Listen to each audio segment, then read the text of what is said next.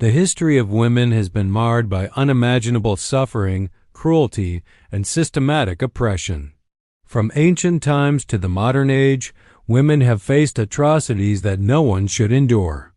Women who stood out, questioned the status quo, or simply existed outside the boundaries of what was considered acceptable were labeled as witches. Many were midwives, healers, or just independent thinkers who had the audacity to challenge the patriarchal systems of their time. They were accused of witchcraft simply because they defied societal norms. In ancient Rome, women accused of infanticide were sometimes punished by being thrown into the Tiber River, a brutal and inhumane fate. The Iron Maiden, one of the most horrifying devices ever conceived, was designed to execute and torture women accused of crimes such as adultery. It was a metal coffin-like structure with spikes lining the interior. Once the victim was locked inside, the spikes would pierce her body, causing death after a prolonged period of suffering. In the 19th century, during the suffragette movement, women fought for the right to vote and be recognized as equal members of society. The system was designed to break them down, to make them feel powerless, and to destroy their spirit. Yet, against all odds, these women survived. They fought back in whatever way they could, using their voices, their courage. Women accused of having affairs, committing adultery, or defying social norms were locked in these dark, damp chambers where they were left to suffer for weeks, sometimes months.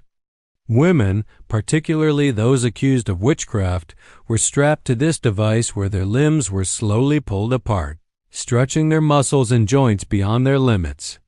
The pain was unbearable, and many women would confess to anything just to make the pain stop. The confession was irrelevant. The goal was to break the woman's spirit, to prove her inferior, and to make her bend to the will of her accusers.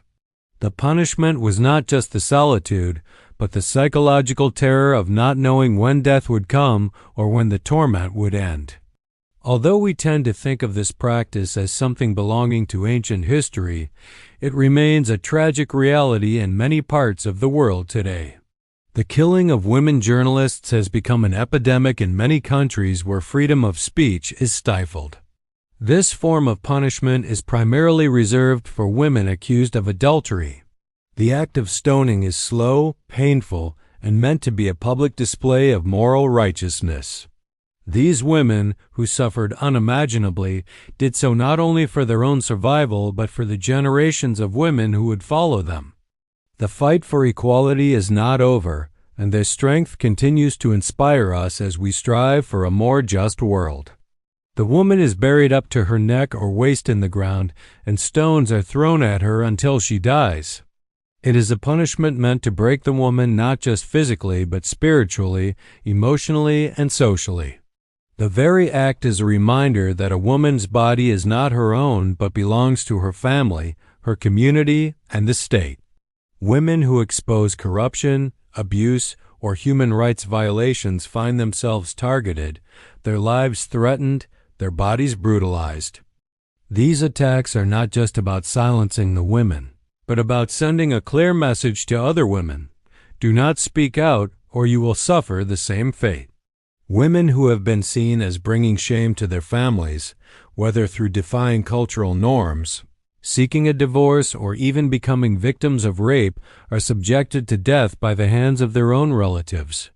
These women, who have suffered both the emotional and physical violence of abuse, are then faced with the ultimate betrayal as the people who should have protected them become the ones to end their lives.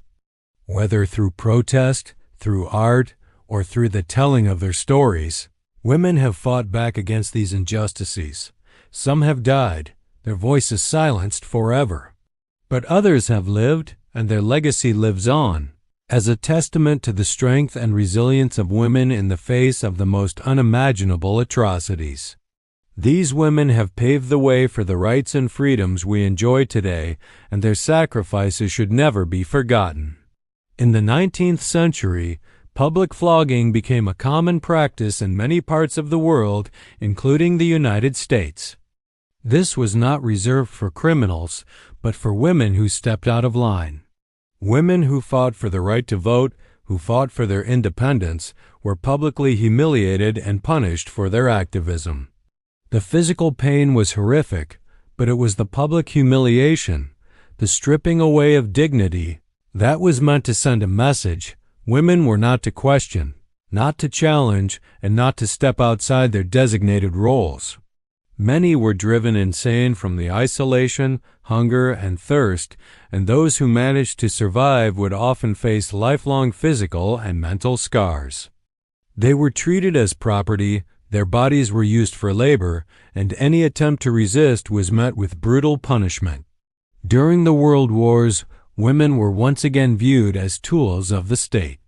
In Nazi Germany, forced labor was employed, and women were often subjected to brutal working conditions.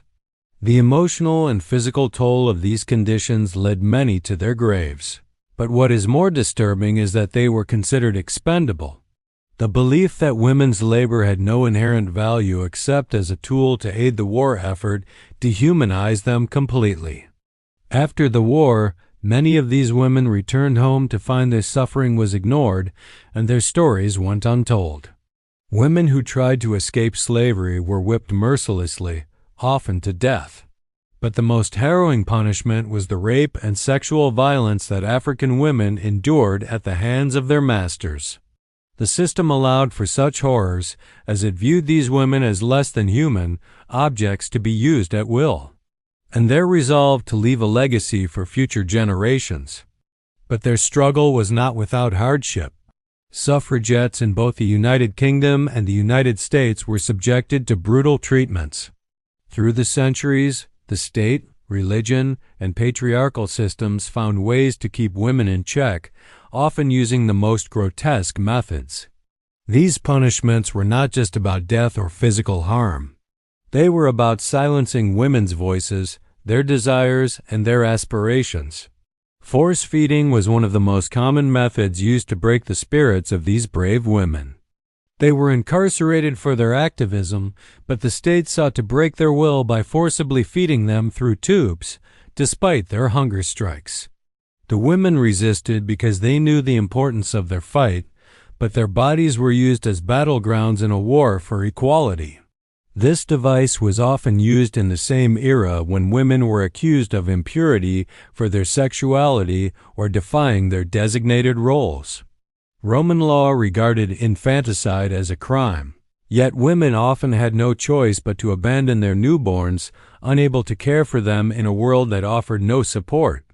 The punishment for infanticide was death, and the method of execution was often one that was public and humiliating.